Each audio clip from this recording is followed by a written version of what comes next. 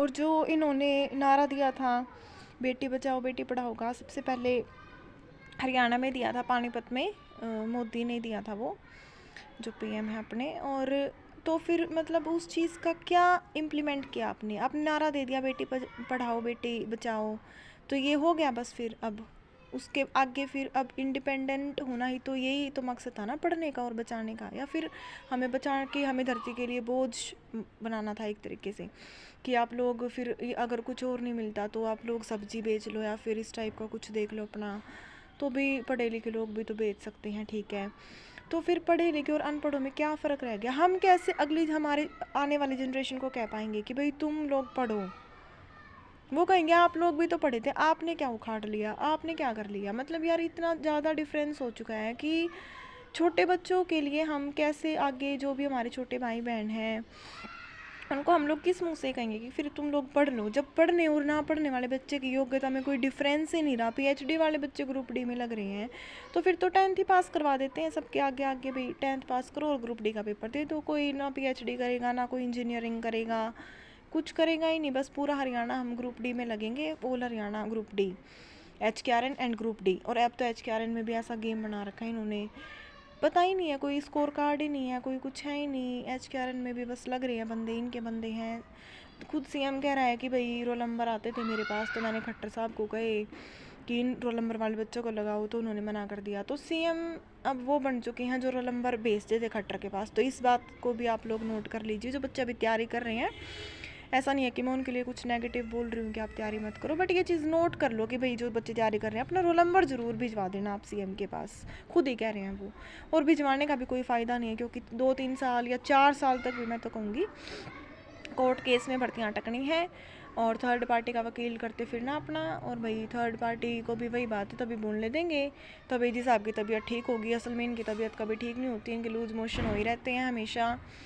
और फिर इनके लिए कुछ खिलाफ भी मत बोलो, हाईलाइट भी मत हो, चुप बैठे रहो, अपना मुंह बंद करके रखो और पढ़ते रहो, डिप्रेशन में रहो। पेरेंट्स जॉब पे हैं, पेरेंट्स चले जाते हैं यार, घर पे खुद अकेले रहते हैं, अकेले ही 2-3 साल से पढ़ते हैं। मतलब कितना हम लोग प्रेशर झेल रहे हैं, और ख़ास करके वो बच्चे जैसे मैं हूँ जिनके पेरेंट्स वर्किंग हैं या फैमिली वाले वर्किंग हैं, हम अलोन भी हैं, वो चीज़ भी झेल रहे हैं, कोर्ट केस भी झेल रहे हैं, पढ़ भी रहे हैं। पढ़ने का कोई सोल्यूशन भी नहीं है। हरियाणा पुलिस में बहुत पढ़े थे भाई, 20 नंबर एक्स्ट्रा थे, मेरे पास तो नहीं था एक भी, नहीं लग पाए, फिर भी कोई नहीं, दोबारा पेपर दिया, स्टेट वाला दिया, सीटेट वाला दिया, सीटी प्री दिया, अब मेंस का दिया हुआ है। इतना मतलब लॉन्ग टाइम हो चुका है, पेपर को 8 महीने 9 महीने हो चुके हैं, हर चीज़ को इतना टाइम हो चुका है। स्टेट मैंने 2022 में दिया था, उसके बाद यही टीजीटी वाली जब क्लियर नहीं हुई है तो नेक्स्ट टीजीटी का हम क्या वेट करें? हमने क्यों बीएड करी, क्यों एस्टेट किया, क्यों हम टीजीटी की भी तैयारी कर रहे हैं? हम उसकी भी तैयारी नहीं कर रहे हैं हम तो। अब उस जब यही नहीं हो रही तो अगली कब निकलेगी? उस पर कितने साल तक कोर्ट केस रहेगा, कुछ पता ही नहीं है यार। वुमेन की बात करते हो आप लोग, बेटी बचाओ, यार क्या बेटी बचाओ और क्या हमें पढ़ा के हमारे पेरेंट्स बन गए? आज भी फिर चीज़ तो वही होएगी ना, या तो दहेज के बेसिस पे हमारी शादी हो जाएगी या फिजिकल अपीयरेंस के बेसिस पे हो जाएगी। वुमेन सारी रोड पे हैं, वुमेन डे पे चेयरमैन का ड्राइवर बोलता है कि तेरे पैर से गाड़ी उतार दूँ।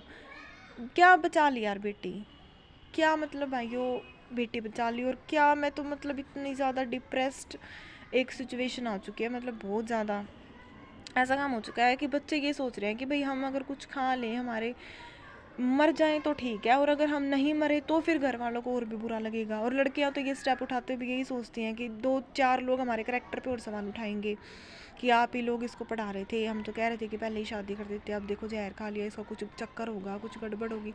मतलब लेडीज़ भी, जेंट्स भी, बच्चे, युवा, एम्प्लॉय के लिए कोई न्यू पेंशन स्कीम का इन्होंने नहीं कर रखा, खुद की पेंशन ये ले लेते हैं। इनकी बड़ी बड़ी बिल्डिंग्स बन रही हैं, पार्लियामेंट इन्होंने इतने इतने करोड़ों के खड़े कर रखे हैं, राम मंदिर बना दिया, इलेक्शन प्रॉपर टाइम पे हो जाएंगे, इलेक्शन का रिजल्ट प्रॉपर टाइम पे आ जाएगा, उन पे कोई कोर्ट केस नहीं होगा, उनके लिए कोई प्रोटेस्ट नहीं करने पड़ेंगे।